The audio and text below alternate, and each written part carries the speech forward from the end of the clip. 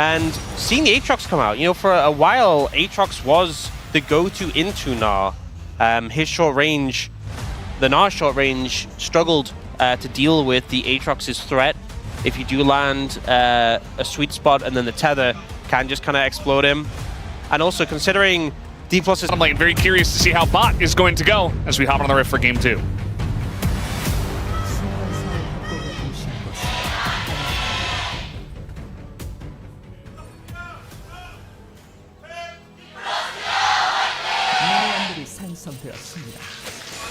Here we go, game 2.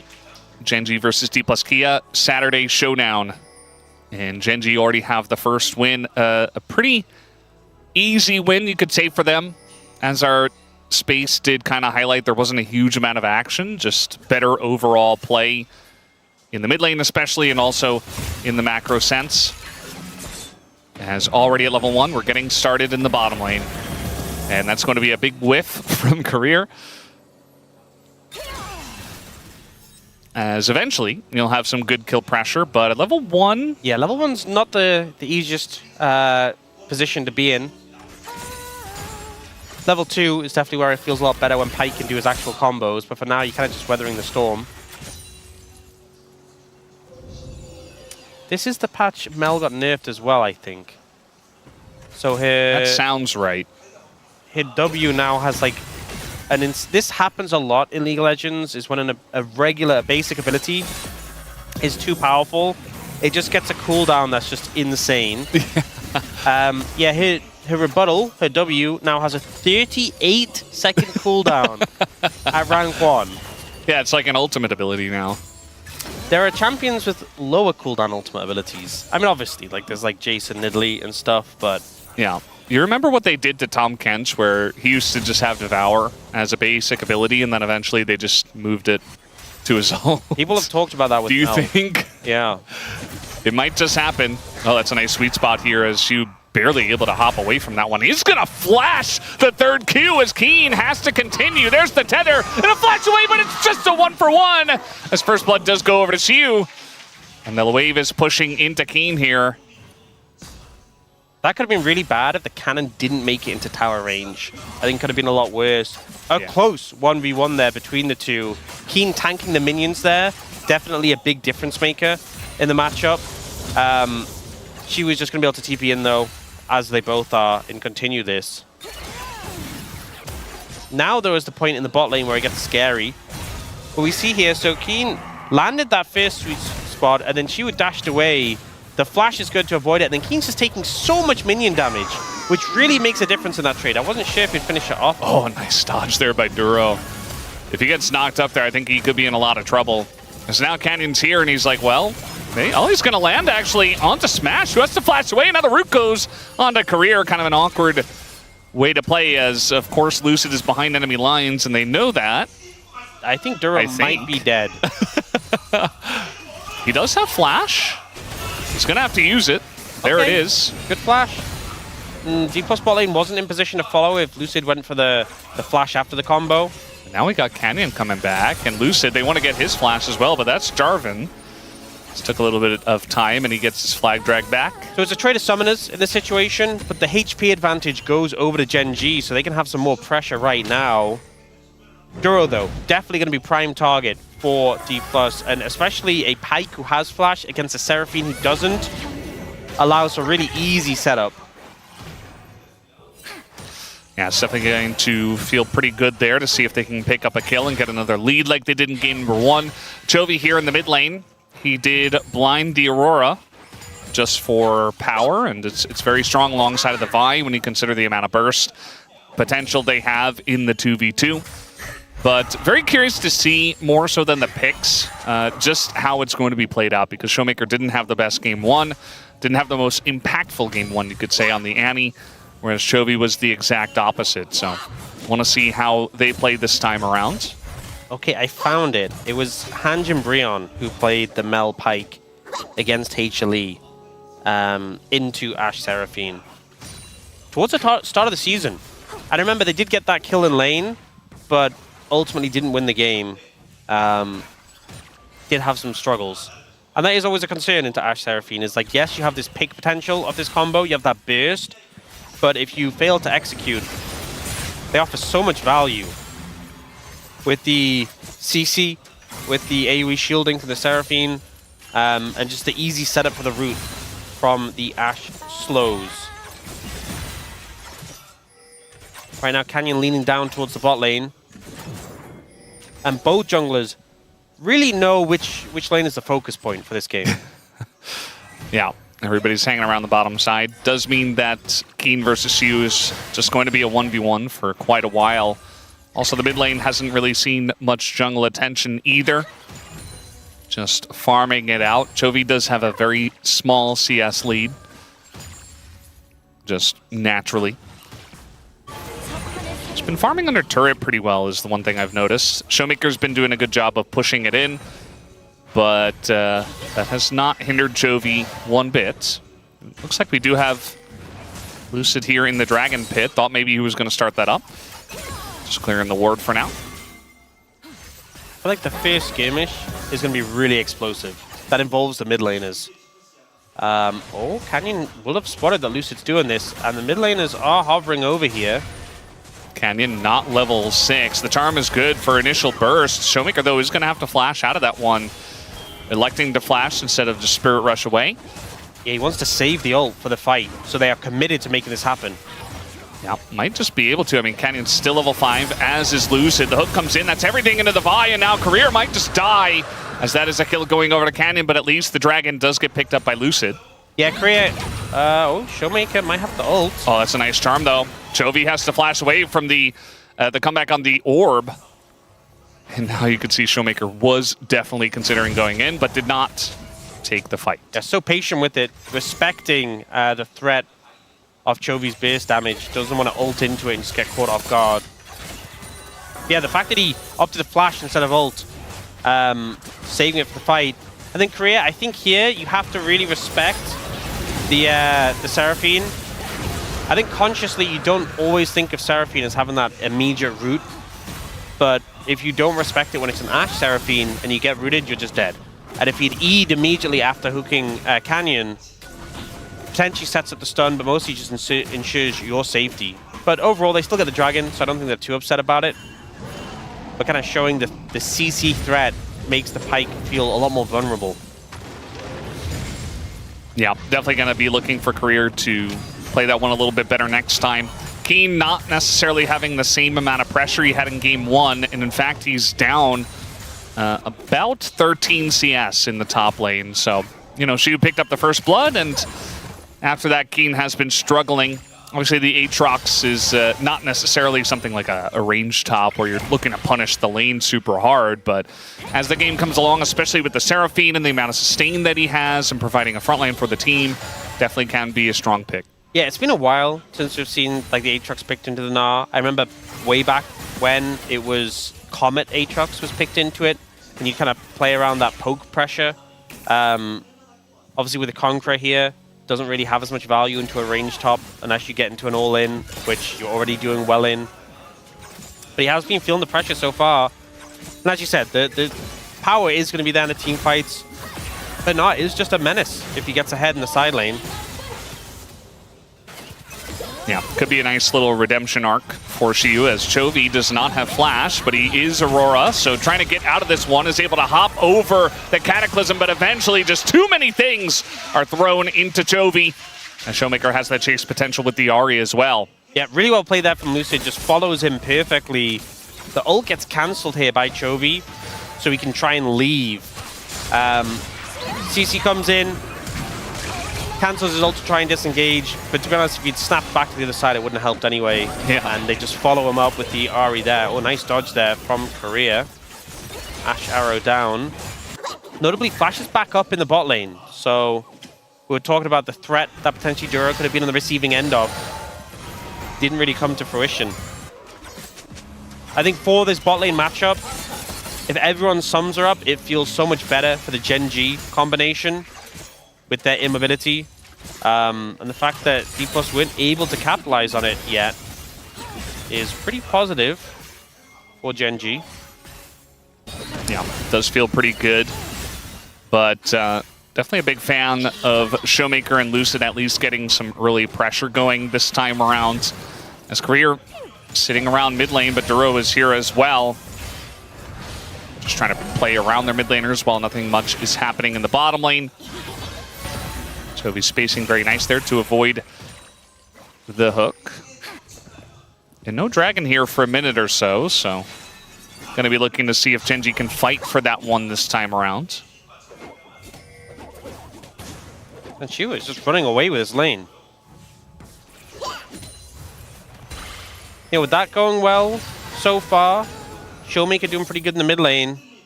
Things definitely looking better so far for Dplus. Even though it is early days.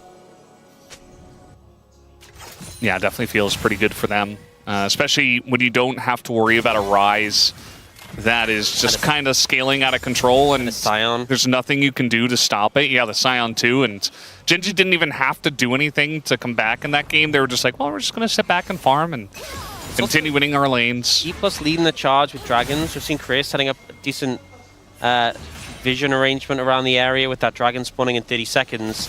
Lucid getting a last reset in. If Dplus can secure the second dragon, puts them in really good stead for this game. We saw obviously Genji were the ones getting the early dragons last time around. She was just continuing to have this pressure. Keen chunked out, losing plates, not having a great time.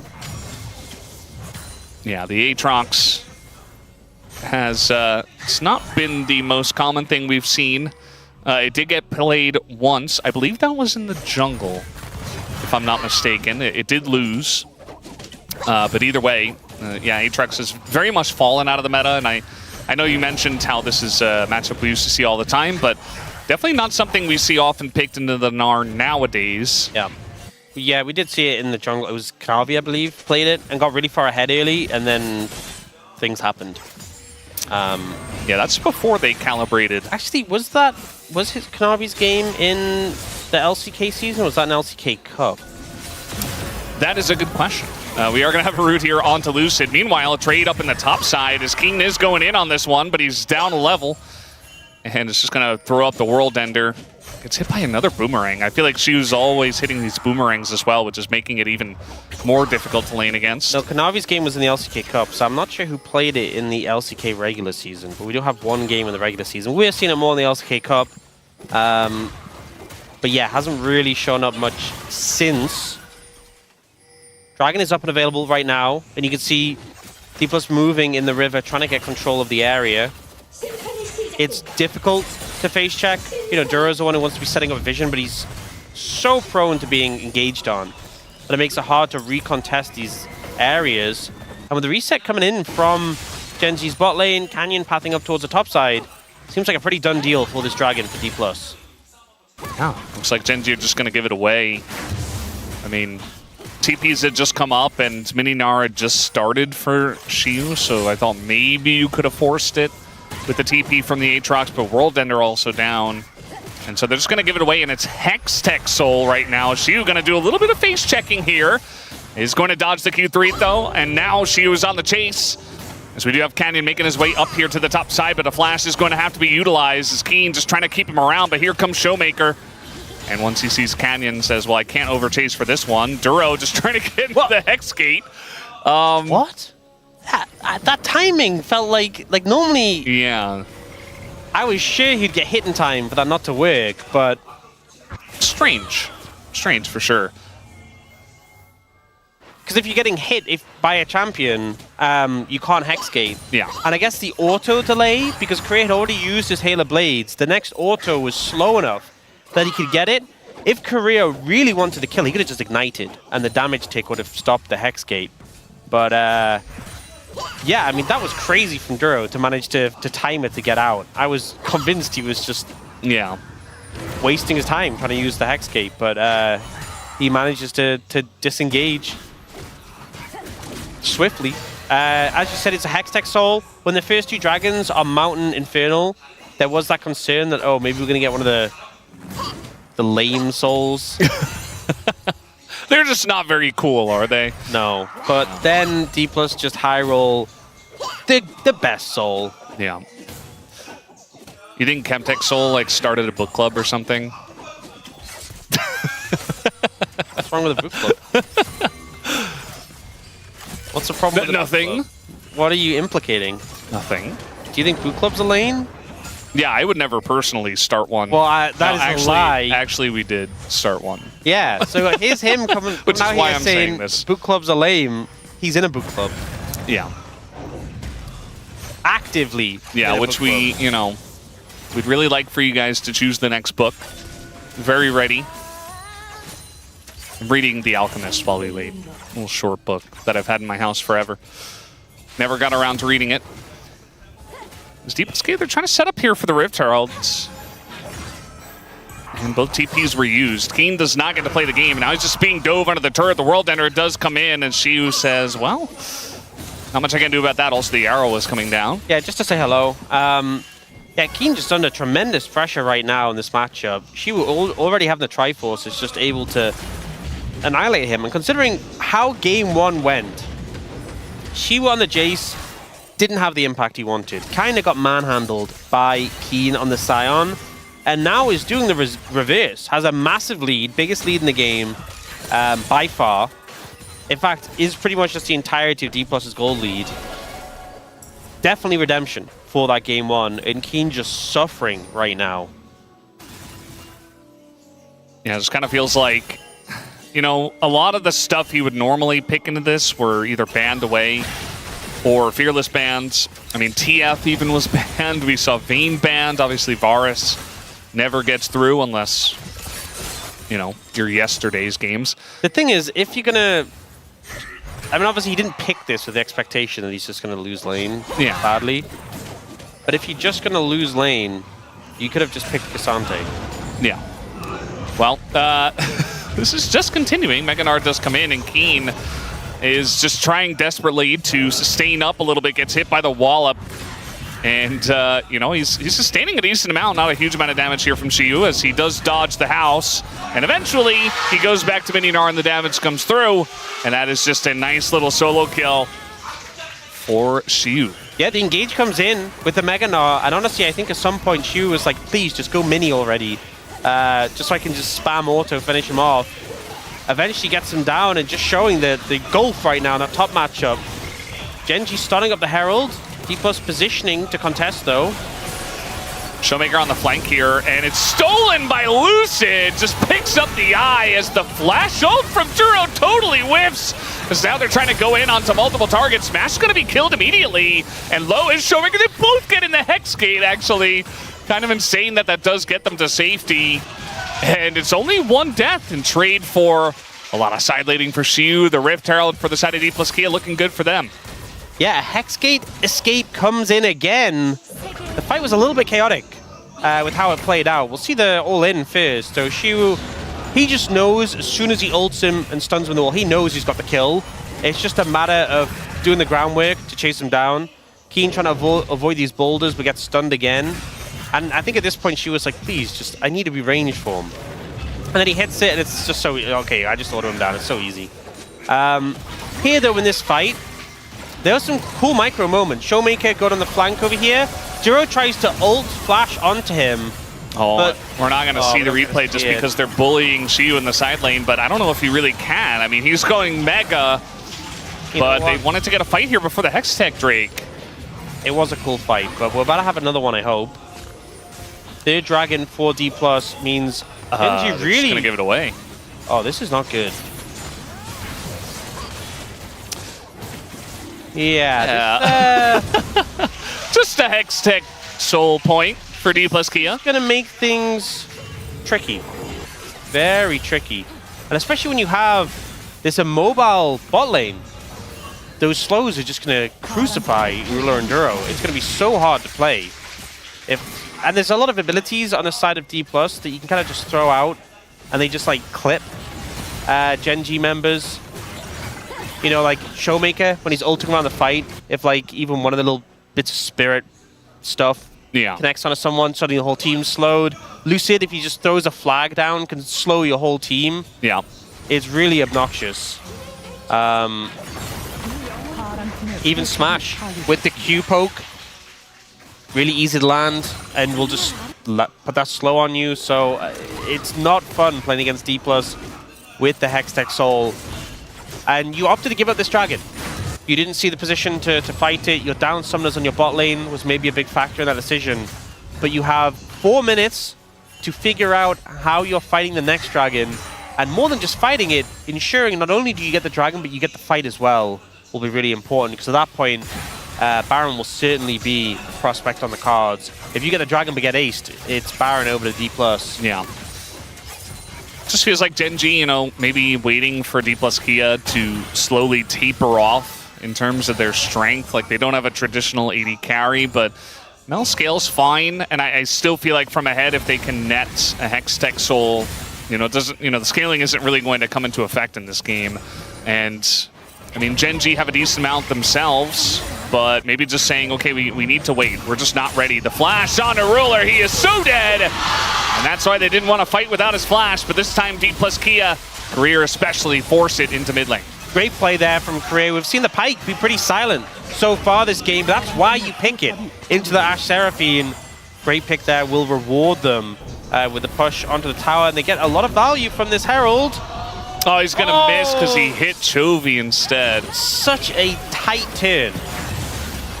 Good effort, though, from Lucid. You know, not every play is going to be 100% successful, but I appreciate the attempt. Just maybe some more driving lessons. Oh, man. He's almost dead. I mean, he got 2.5 items here. Yeah, he is struggling. Phew. I will say what Lucid tried was an advanced technique. He very clearly already has his license, but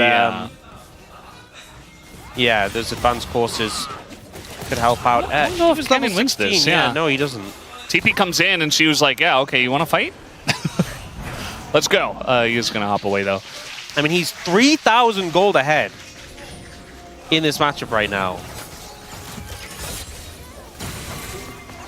And it's so interesting that we've had this complete flip-flop between these two top laners, where game 1, it was an absolute gap in favor of Keen. And game 2, it's the complete opposite. At this point, looking so favored to Dplus. The gold lead is only extended since last dragon.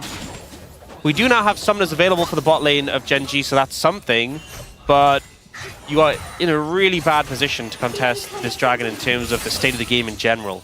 This Gnar is so strong. And the thing is, when you're this far ahead on Gnar, a lot of the time you think about Gnar like, oh, you need Mega for team fights, you need Mega for team fights. You're this strong on Gnar, you can actually just walk at the backline and mini, and just auto-attack Ruler and he will die. Yeah. And he just can't kill you in time because you're way bulkier and you're doing so much damage. And then when you do hit Mega, you jump in and just slam everyone. Like, Shiwu has so much scope with how he plays out team fights because he's so incredibly fed. It's really going to be difficult for Gen G to deal with. Sure, if he's mini, they can just try and focus him down and they don't have the threat of the CC. But if you commit everything onto this Gnar, I'm not sure that's... I mean, it might win you the fight, but it's going to leave you a limited amount of tools for the rest of the team. Yeah. So Shiwu is a major, major problem for Gen G to deal with right now. 40 seconds on that dragon, a lot of vision. I'll say a lot of vision. A lot of control wards on the bot side of the map for Dplus. Not a lot of vision for Gen G at all. Yeah, I mean, that's the thing with the Aatrox as well. Generally, you want to see him get, you know, flank opportunities, TP flanks and stuff. But they don't have any map control. So it's just going to be an Aatrox kind of just awkwardly frontlining. It's interesting. It kind of feels like there's wards on all the anywhere in the entrance to this bot side jungle. There's like wards, even on like towards the towers with these control wards. But there's just no wards at all for Gen G, so they go the route of pushing up mid. Because they haven't got the vision in there already. Yeah. They have to push in mid and rotate through. They're going very fast, very aggressively, because they know they're in a rush right now. But this means they haven't fully checked vision behind them. There's no vision. They're using Keen as a bouncer, and they're rushing this, so now the flanks are going to happen. Look at Showmaker's position. Yeah, I mean, maybe they get the Drake here, but the flash comes in from Lucid. He's in, and it goes to Ori! The Hextech Soul is for DK, but Lucid is dead. That's now going pretty deep for this one. There's 2 kills already to the side of Ruler. And Hextech Soul be damned. It looks like Gen G want to continue with this fight as the Pyke gets the kill. And Shiwu tries to continue on this one. There's another one as they take out Canyon.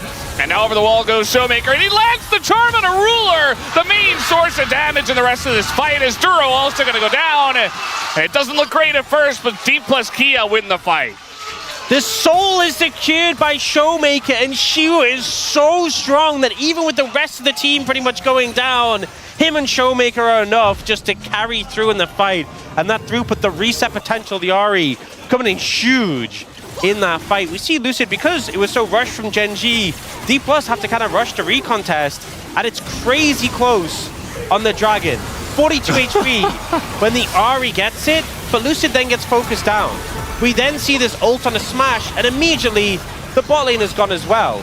But Shiwu is in mega and so strong. Showmaker's managed to remain healthy. Keria trades his life to get the Aatrox down, and then Shiwu gets this great stun, jumps in here, the follow-up is there. Duro flashes out the charm, but it hits Ruler instead. Yeah. And Showmaker's just getting reset after reset with the Hextech slow too. There's no way for Gen.G to escape. At a certain point in that fight, it was 3v5 for Dplus Kia, and they end up ahead. The thing is, because Dplus got the Dragon and got the Soul, even if Gen.G had won that fight, I think the game would still be in a pretty precarious position. Yeah. But because of that massive comeback from Shiwu and Showmaker, the game just feels pretty over at this point. 7,000 gold lead and Hextech Soul in pocket. So hard to fight from this position. I think one of the problems with Ashe as well is, you know, your W with a normal build compared to a poke build, it's not doing that much damage. You need to be in auto range. You need to be auto attacking people, stacking up your Q, your flurry. All right, they're trying to do something here up on the top side as the arrow hits Showmaker, and now he's in a lot of trouble as he is able to spirit rush his way to safety somehow, some way. That was close. Hextech coming in from Chovy here. I mean, the chase is on. You see that Shiwu doesn't have TP, he's just in mid, as now the ult comes in, they're gonna, oh, he gets away! Showmaker just barely, as your base is dying. Yeah. So you got one guy, but... Yeah. They get Smash. Smash has not had a fun game, if we're being honest. Definitely been the target.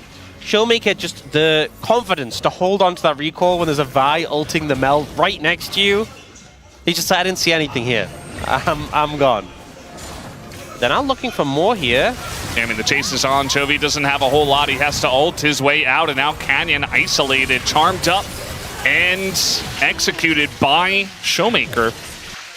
We're just going to enjoy that kill very much. Yeah. As finally, Geen got a second item, by the way. It took him forever.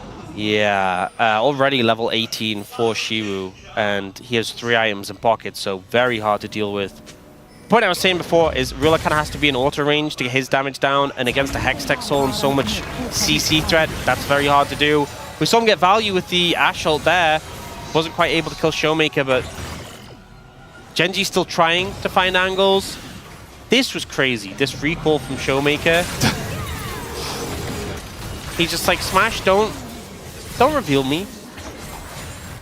Just go down. And here, I mean, the fact that Showmaker's back and his ult was nearly up. It was like 5 seconds away when Chovy disengaged. So if Chovy doesn't disengage with the ult, it's just 2 kills there. Unfortunately, Showmaker doesn't let Keria get a reset. But, you know, it is what it is. Yeah. It's still a massive lead for Dplus, still growing. 8,700 now, Soul in pocket. Shiwu has just been dominating this game. But he's gotten a lot of backup as well from Showmaker. And the solo lanes have just been on fire. Yeah. It's going to be funny trying to vote for POM when, you know, one top laner dominated game 1, but then the other one dominated game 2. Yeah. So they've had like these awesome games, but also horrific games. That's the thing, is after game 1, I'm like, wow, you know, Keen, POM, looking pretty good. Shiwu, going to be a hard case. After game 2, it's, you know, kind of flipped on the head. Game 3 going to be, I think, deciding a lot of factors, I believe. But the top lane is definitely making their impact feel known in this series. Yeah, it just feels like, you know, we've had our top laners really struggling with trying to get blind picks down. And we had second pick, you know, counter pick again for Gen.G, but they weren't able to make it work with the Aatrox. Just makes you wonder what else he could have picked. Got some good buys coming in from Dplus now. GA for Lucid. We have Seeker's Arm Guard for Showmaker. Smash has the Rocket Bell in pocket. So a lot of like defensive utility items here. QSS from Keria as well, which I think he's had for a little bit, but just when you're this far ahead, you have the luxury, you have your core items, and you're able to get these defensives on top.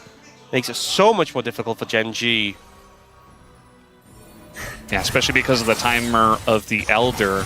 Yeah, once again, you look at the vision on the bot side jungle. There's nothing for Gen G. Dplus have really been locking it down. I think it helps to have the Umbral Glaive from Keria to sweep it out. But now I feel like they're probably going to have to rush in. Last time they went for the push through mid-prio and got into the river. It worked, honestly, pretty well. Unfortunately, they couldn't deal with the fight afterward. But they can't. Oh, nice dodge from Showmaker. At this point of the game, the ult's pretty low cooldown, but Dplus definitely want to stall things out a little bit to get it back up. I don't think they'll be able to find a... Oh, I was saying that. They might find a fight before time's out. Look at Ruler. He tried to step to Xiu. He's down 5 levels. They do a little bit of damage to Xiu. He doesn't care about that. It's now Keen just frontlining with the World Ender. They're trying to go in on a Xiu as there's the right to the wall. Gets the 2 of them, picks up the Seraphine, and that's going to be the kill as well. They do get Xiu at the end of the day, but there's just no follow-up from the side of Gen G. As Canyon going to be the first one to go down between these two, and Chovy will follow. Dplus Kia get a big fight. They don't need the Elder, and they'll bring us to a game 3. Even though Shiwu goes down, he gets this mega ultimate onto Gen G and ends the game with it. A masterful performance for the top lane of Dplus, and they will even out the series. After game 1, I was thinking, hey, you know, they got that first series win against Gen G, first one in the longest time ever, and kind of said, hey, we're going to end your streak. But with this game, Dplus are making it clear they want to make their own streak.